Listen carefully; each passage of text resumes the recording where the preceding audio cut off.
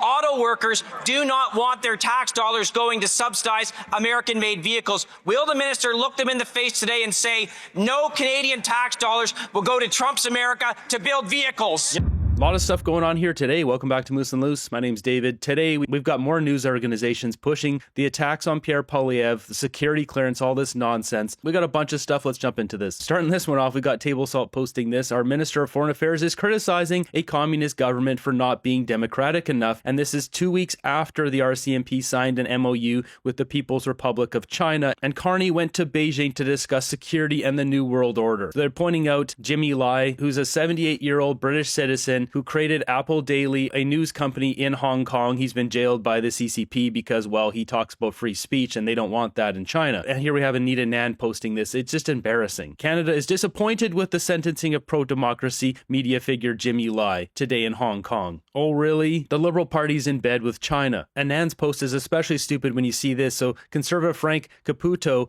is put forward a letter here requesting the MOU that Mark Carney signed with China regarding the police, because what kind of information are they going to be sharing with of our police force or our police system with China? As he says here, I write to request a copy of the Memorandum of Understanding on Cooperation in Combating Crimes between the Royal Canadian Mounted Police and Ministry of Public Security of the People's Republic of China, signed during Prime Minister Mark Carney's visit to China from January 14th to the 17th, 2026. So he goes on to say, can you confirm whether this document has been made publicly available? Memoranda with the People's Republic of China, especially on matters relating to public safety, should be subject to adequate oversight and parliamentary scrutiny, allowing parliamentarians to review the provisions outlined in the MOU. He's getting called out here for not releasing this information, and yet you've got Anand calling out China for Jimmy Lai when they just signed an MOU regarding our RCMP police forces. Moving ahead, we've got this breaking news here. Elections Canada has ordered 700,000 ballot sheets in anticipation of an election, so that's the talk of the town right now, is the SNAP election. Apparently Doug Ford and Mark Carney were discussing the idea of this to secure majorities. We got David Coletto talking about this. A short history of SNAP elections in Westminster systems tells us two things at once. Leaders almost always deny they're thinking about it until the moment that they do. There's no reason for them to give up their hand and say, yeah, I'm really thinking about a SNAP election. That doesn't help them politically at all. And he says the public relation is less about the act of calling an early election and more about whether the rationale feels legitimate. And so that's what Mark Carney needs to figure out here, is a story, a narrative why he's calling the election. He was already given a mandate. It was a minority mandate. He's supposed to be working with the other parties. He's not doing that. And that's why he met with Pierre Poilievre to try to change his image a bit, because back from April, he has done nothing to try to work with the other parties. And now he wants a majority government when really he said he was going to negotiate a deal with Donald Trump. He hasn't done that. He's not delivering on any of his promises. This news comes from Blacklock's reporter, and it's no surprise we see the timing of the GST handout. Give a little bit of money to Canadians and then call an election. It seems Canadians are very easily fooled. It's beyond me why Canadians continue to support the Liberals, and you have stuff like this. Industry Minister Melanie Joly's attempt to celebrate Canadian industry quickly devolved into a public embarrassment this week after her boast that Canada has been a 158-year leader in the auto sector was swiftly corrected by the inconvenient fact that cars haven't existed that long. Melanie Joly just once again proving she's unfit for the job. Moving ahead, we've got this. Conservative leader Pierre Poilievre refused to seek top security clearance, but an electronic petition on Parliament website could change that. No, it can't. This is misleading. Those petitions don't do anything. They don't change anything in the laws. They have to be voted on. Once again, more propaganda from the media. City News Toronto, untrustworthy. Here's a clip of Pierre Poilievre from last year talking about this nonsense. If he gets that clearance, it allows the government to silence and censor him. Explain once and for all the situation with your security clearance. Well, first of all, I've already had the clearance. I was a minister in a cabinet, so I've already been cleared. Secondly, what the Liberals have been trying to get me to do is sign an oath of secrecy so that I can't speak publicly about foreign interference without their permission, to get locked in to an oath of confidentiality, so that when an issue of foreign interference comes up, I have to risk criminal prosecution if I say something the government considers that it has briefed me on, even if I might have said it anyway. As he said at the beginning there, he's already been cleared because he's a minister, but of course they want him to get this other clearance because then that will silence him. The Liberals want to hide behind their bogus security clearances because they don't want Canadians to know how compromised they really are. That comment right there sums it up. Moving ahead, we've got quite the humiliating video coming from Elizabeth May calling out Mark Carney for essentially failing his net zero agenda. The worst performer on climate targets and greenhouse gas goals of any country in the G7. Let me just repeat this. Even the United States, after one term of Trump, and we're now in the middle of another one, has not done as badly as Canada. And that's... You hear that? Elizabeth May is saying that Donald Trump is doing a better job for the environment than Mr. Net Zero Mark Carney. Because we have, for every time we've had a substantial reduction in greenhouse gases, such as when Ontario shut down its coal-fired power plants, those cuts were overwhelmed by growth in emissions from Alberta. Well, Elizabeth May's opinion doesn't matter. This is still humiliating to Mark Carney. Green scam socialist. Got someone posting emissions here. So 2023, China, Canada 2024, and United States 2024. And what do we have? Canada at 1.53%. So that statistic that we've always been hearing when we're up 4% since 2000. China is 31%, up 245%. And America is at 12%, 12.7%, down 23%. So she's in fact correct here. I don't know about all G7 countries, but against America, they're down 23. We're up 4%. But I mean, really, China's taken the cake here. But she wasn't talking about China. So jumping over to the House of Commons, both Pierre Poilievre and Mark Carney aren't here today. Melissa Landsman running this one. Honourable Member for Thornhill. Everywhere you look, life is getting harder for young people after a decade of this government. Finding a place to live is harder because home prices, rents, and mortgages have doubled. Getting a job is harder because youth unemployment is still double the national average. And even buying groceries is harder because food inflation is up 100% under this Prime Minister's watch. After paying for the basics, there's barely anything left, and often nothing at all. How can anybody on that side of the House stand behind a record that has completely failed an entire generation of Canadians? Mr. Speaker, every step of the way as this government has supported Canadians in what undeniably is an uncertain time, they have fought against, Mr. Speaker. Conservatives have stood up time and time again against Canadian families, against Canadian workers, against Canadian children. What is she talking about? Is this the Liberals' best? This is what they put up first and foremost. Tim Hodgson wearing a mask here. I don't know what's going on here. This is the best they can put up. The Conservatives are working against Canadians and workers. Canadians are losing their jobs right now. Have Melanie Joly stand up once again and count the jobs going out of Canada. She seems to like to count jobs. These guys running another massive deficit, increasing inflation, why things are so unaffordable in Canada. This is their best. So with their rampant spending, increasing cost of living, doing the GST handout, now they're going to be subsidizing American EVs. We've got Conservative Kyle Seebeck pointing this out. In a trade war, you don't subsidize the other side. What's the justification for this? We all know watching here what it is. Mark Carney's going to enrich himself with Brookfield, but what do Canadians who don't pay attention to everything think about this? Oh yeah, we should be giving out free tax dollars for EVs. Why? Why would we do that when we're struggling so bad right now? Can someone please explain to me why, in the face of this trade war, this unjustified trade war that the Americans have put on our auto industry, that we would be giving Canadian tax dollars to subsidize electric vehicles made in the United States? This makes absolutely no sense. So we are calling on the government to not allow a single Canadian taxpayer dollar to subsidize or give a rebate for an electric vehicle that is manufactured in the United States. These are clear, sensible positions that will benefit Canadians and Canadian auto workers. The Conservatives need to keep just hammering this hard because this whole situation is ridiculous. There's no way for Carney to defend it. That's not a plan. That's economic virtue signaling. Look at these comments here. Time to force all USA companies out of Canada, including oil and gas. This is how dumb people are. The TDS is so rampant that people don't think straight. And speaking about oil and gas, we've got the US here seizing another Russian oil tanker.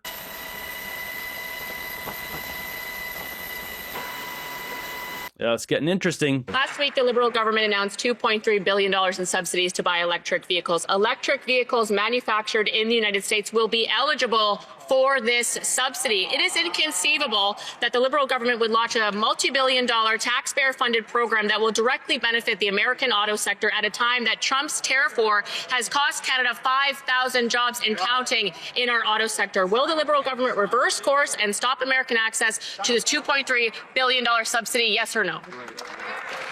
Good news. Last week we announced our auto strategy based on two objectives. First, making sure we support auto production here in Canada and supporting those who invest in us. So basically the companies that produce cars in Canada. And second, no, what they're doing here is increasing emissions standards, thus forcing gas-powered vehicles out of Canada. And then she talks about investments in Canada and building cars here, all that stuff. There's one vehicle that qualifies for their program. That's the Dodge Charger Scat Pack, which has abysmal sales. So in reality, most of the EVs being bought will come from America. And they're going to give Canadian taxpayers dollars to fund those American jobs, essentially. Making sure that we embrace where the industry is, which is electrification, and where it's going. So, Mr. Speaker, apart from the Conservative, everybody has been in favor of it. Premier Ford, the unions, the industry, even environmentalists and consumer groups. Why don't they get The Honourable This is so ridiculous. They've spent tens of billions of dollars of our money on this already, and it has failed miserably. Let the free market decide. There's obviously a green grift here. I've already broken it down. Carney and Brookfield, all these shills going to be making millions of dollars off of this nonsense. If Canadians want to buy EVs, they can buy them. They're allowed to, but we shouldn't be forcing them on Canadians. We don't even have the infrastructure to drive these vehicles across Canada in a reasonable way. There's not enough charging stations. Our grid can't even support these vehicles, and that's why Carney wants to improve the grid. But I mean, this is not realistic. Mr. Speaker, Donald Trump, because $2.3 billion is now accessible to his auto market when his tariff war is costing our economy thousands of jobs. It is, again, inconceivable that the Liberals would manufacture a program that gives billions of taxpayer dollars access to the American market. Why would we subsidize the American auto sector at a time like this? Will they reverse course? Yes or no? So the good news here is the audio is gone on Melanie Jolie's response. We don't have to listen to what she has to say with a smug look on her face. It does pick up here eventually. car companies who are being closed? We embrace the Japanese automakers. We'll do that, and we will endorse those who build EVs. We're going to embrace the companies that build EVs here. There isn't demand for the EVs. That's it. Canadians don't want to buy them. They're just working with the Americans at this point. This needs to be plastered everywhere. Carney is working with Donald Trump. He is not for Canada. It's very clear. This is not a policy that helps Canada at all. America when these Liberals announced their EV subsidy plan is Donald J. Trump. Yes. Let me explain. He has explicitly said he wants to take every single Canadian auto job and bring it down to the United States. And under these Liberals, he's succeeding. 5,000 auto workers have lost their job. The plant in Brampton that was supposed to build the Jeep Compass is now in the United States. So they are succeeding under these Liberals. Auto workers do not want their tax dollars going to subsidize American-made vehicles. Will the minister look them in the face today and say, no Canadian tax dollars will go to Trump's America to build vehicles? Yes. You know what we do on this side of the aisle? We look at people in the eyes and we say, we'll defend your jobs. And that's exactly what this auto strategy is about. This auto strategy is about supporting auto production in Canada. And we are making sure how can she say that with a straight face when all those jobs are going to America? that we're talking to Koreans, to Germans, to Chinese to create good jobs in this country. And while we will just not let our industry just go bit by bit to the south, we will fight for these jobs. We have an auto strategy, and they should get with the program. She's embarrassing herself. This is just absolutely mortifying to watch. She's getting called out for helping the American auto industry, and this is her response. They're talking with the Chinese, the Germans, the Japanese. What is resulting from those talks? Nothing. The Liberals are tanking our country to help America because Carney's invested there. I almost feel badly for this minister pathetically trying to justify sending money to Donald Trump's America to subsidize the production of American EVs. This is the president who has declared economic war on Canada. He has said he wants every single Canadian auto job in the United States. And under these Liberals, he's succeeding. The Canadian auto economy is being decimated. Their plan, allow the American auto manufacturers access to Canadian dollars for EV subsidies. It's disgraceful. It's unconscionable. Will she apologize to Canadian auto workers for this terrible policy? Yeah. Not because my colleague is just increasing his rhetoric that actually he's right. What is right is that we have met the tariffs by the U.S. administration against our auto workers with counter tariffs. And every time the production has created has reduced in Canada, what did we do? We made sure that we limit the market access to Stellantis by 50%, to also GM by 24.2%. We will invest in those who invest in us, and we will make sure to create good jobs in this country. Stellantis moved their production to America. She's trying to use these talking points. It doesn't matter. The jobs have been lost. This is so preposterous. And on top of all this, we've got Pierre Poilievre posting this. Liberals are withholding 50% of the severance pay of 1,200 auto workers who were laid off at GM Cami in Ingersoll. Just can't make up this level of incompetence, diabolical intent. The Liberals are absolutely destroying Canada. Moving ahead, we've got Blair Turner announcing here he's excited that he'll be seeking Conservative Party nomination to run in Carleton. So Pierre Poilievre not running in Carleton, which is probably a good idea. He shouldn't run there. Goes on to say he's a police officer. He's seen firsthand crime in the communities. Needs someone good to run against Bruce Vanjoy. Get rid of that buffoon. Here he is running his mouth in the House of Commons. Mr. Speaker, residents in my riding of Carleton want to know what this government is doing to improve affordability. There is good news, Mr. Speaker. Can the Secretary of... Wait. He's getting heckled so badly by the Conservatives. All kinds of extraneous noise there. Maybe we'll... Thank you, Mr. Speaker. Residents of my riding of Carleton are looking for serious leadership. They're also wanting to see what this government is doing to improve affordability in this country. There's good news, Mr. Can't hear a thing. He's getting drowned out. No one can hear him. We wanted to get out of here early today.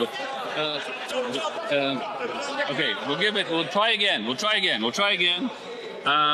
We're making progress. The honourable member for... Get out of there early. I mean, these guys are getting paid hundreds of thousands of dollars. This is why Conservatives keep losing. Residents in Carleton want to know what this government is doing to improve the affordability of food. There is good news, Mr. Speaker.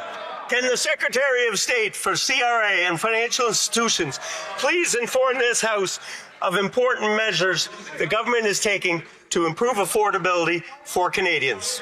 This is so pathetic. And then they'll get up and say, oh, we got this new GST tax break, yada, yada, yada. $12 billion of spending, cost taxpayers more money, increase more inflation. This does not help Canadians. The Secretary of State for Financial Institutions. Mr. Speaker, it's so nice to finally see real representation in Carleton. These guys are all clowns, and it's Canadians that pay the price. Yes, because it couldn't possibly be Fanjoy's own big mouth and grandstanding. It's always those dastardly Conservatives. Also, Fanjoy is getting trolled pretty much everywhere for all those upcoming Parliament employee layoffs. So there's that too. Yeah, there's tons of layoffs coming in. He's crickets on it. He kept on criticizing Pierre Poilievre for layoffs. Now, people who voted for that fool are getting laid off themselves.